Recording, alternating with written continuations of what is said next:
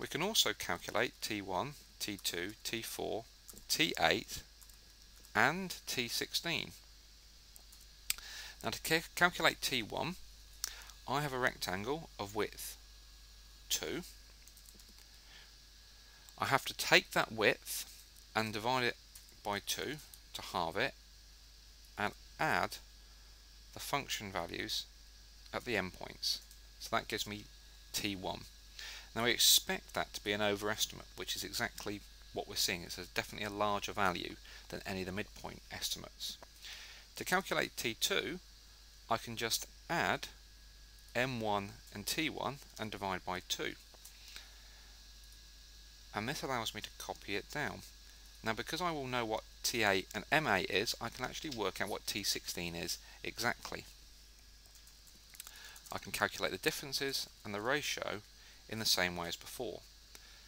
Now the differences in this case will be negative because the midpoint rule was an underestimate and the trapezium rule is an overestimate, so we expect the values to be decreasing. We can also calculate the ratios.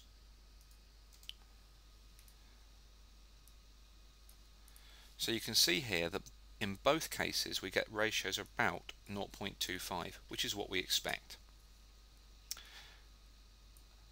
We can also calculate Simpson rule estimates. So I'm going to calculate S1, S2, S4 and S8.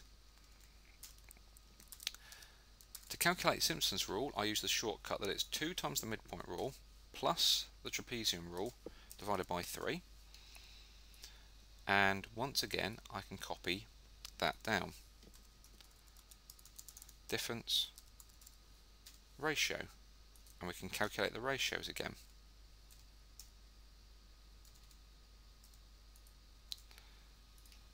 And I can copy that down, and once more I can calculate the ratio.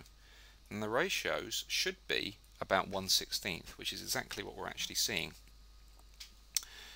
Now to ensure that we're actually getting accurate answers, I want to make sure that some of my values are being done to a decent number of decimal places. So I'm going to get Excel to work to 10 decimal places. So this will increase the width of the sheet, but it is important that we get an accurate representation of what's going on. Excel itself will work to 30 decimal places accurately. We need to calculate the value of our integral exactly to 6 decimal places.